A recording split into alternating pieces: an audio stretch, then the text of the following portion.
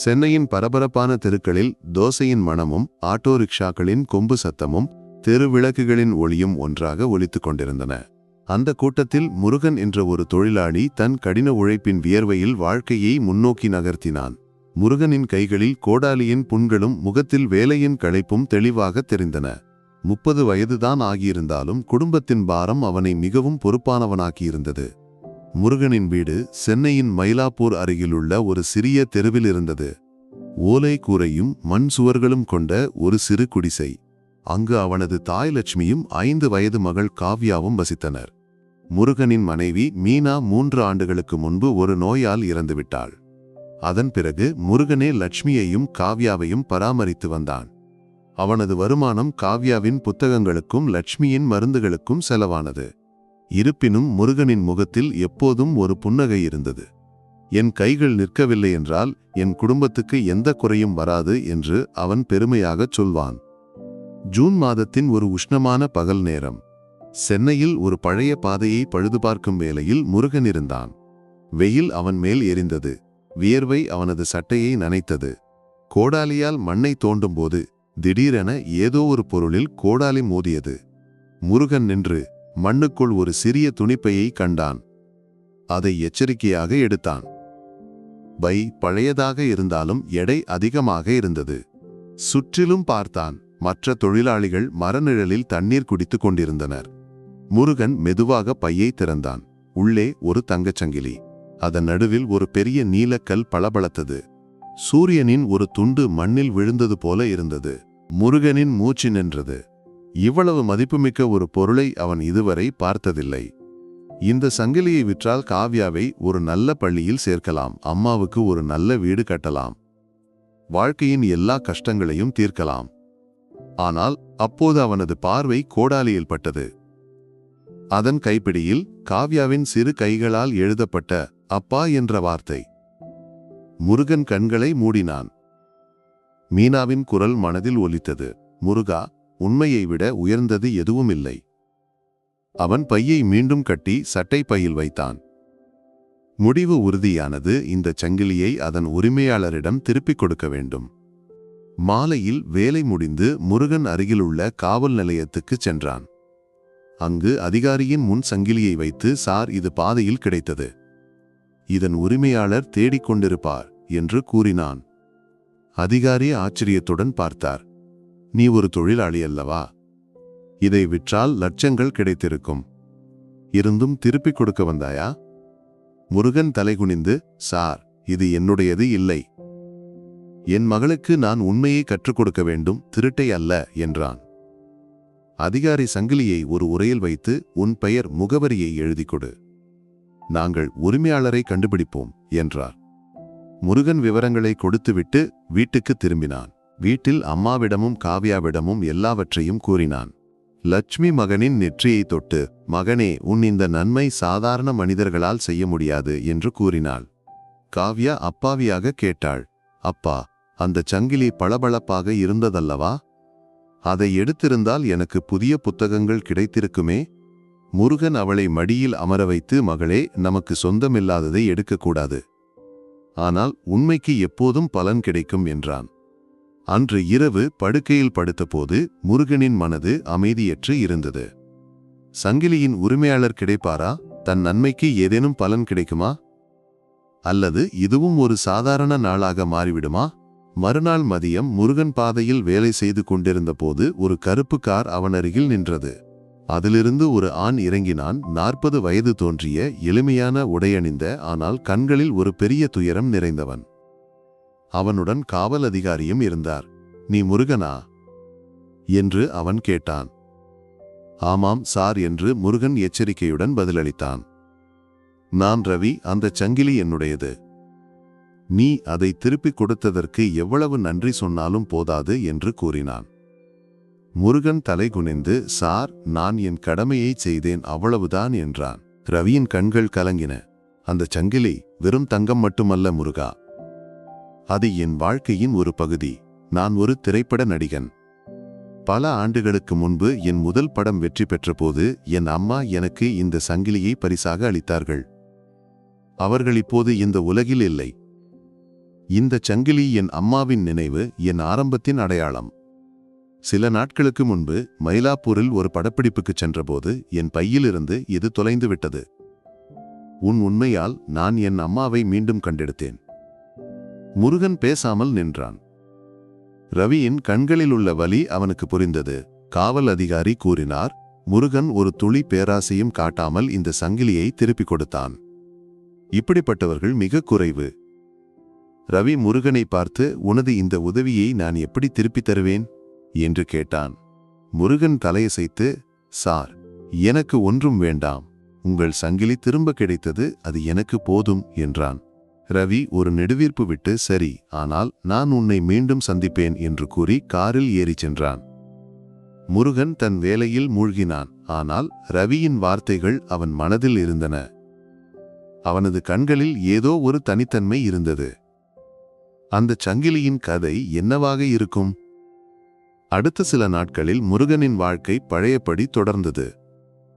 அதிகாலை முதல் மாலை வரை வேலை, இரவு காவ்யாவின் கதைகளை கேட்டு உறங்குதல். ஒரு நாள் காலையில் வேலைக்குச் செல்ல தயாராகும்போது ஒருவர் அவனது குடிசைக்கு வந்தார். முருகா, ரவி சார் உன்னை அவரது வீட்டுக்கு அழைக்கிறார். முருகனின் இதயம் வேகமாக துடித்தது. என்னவாக இருக்கும்? நன்மையின் பலனா அல்லது வேறு ஏதேனும்? அவன் அம்மாவிடம், அம்மா, நான் போய் பார்க்கிறேன் என்று கூறினான். லக்ஷ்மி அவனது கையை பிடித்து, மகனே, நீ சரியானதை செய்தாய். இனி என்ன வந்தாலும் நல்லதாகவே இருக்கும் என்று கூறினாள். முருகன் அந்த மனிதருடன் ரவியின் வீட்டுக்கு சென்றான். அது சென்னையில் ஒரு பெரிய பங்களாவாக இருந்தது. தோட்டத்தில் பன்னீர் பூக்கள் பூத்து நின்றன. ரவி அவனை உள்ளே அழைத்து, முருகா, உட்கார். உன்னிடம் சில விஷயங்கள் பேச வேண்டும் என்று கூறினான். முருகன் கவனமாக அமர்ந்தான். ரவி தொடங்கினான். அந்த சங்கிலி என் அம்மாவின் பரிசு மட்டுமல்ல, அது என் வாழ்க்கையின் ஆரம்பம்.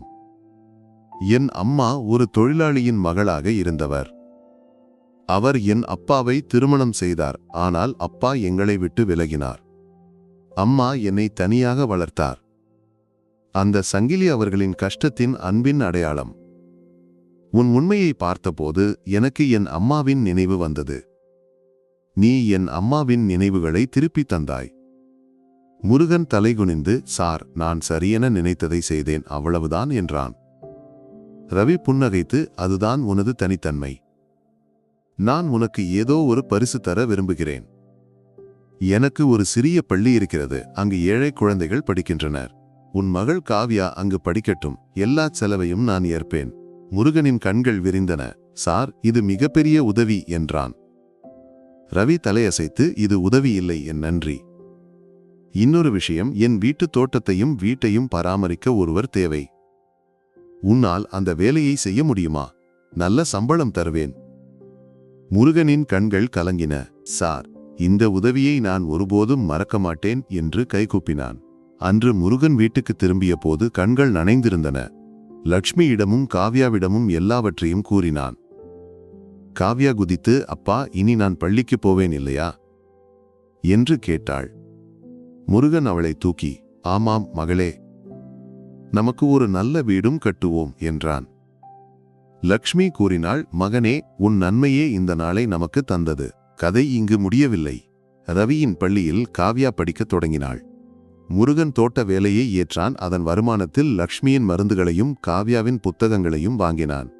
ஒரு நாள் ரவி முருகனை அழைத்து, உன்னை ஒரு இடத்துக்கு அழைத்துச் செல்ல விரும்புகிறேன் என்று கூறினான்.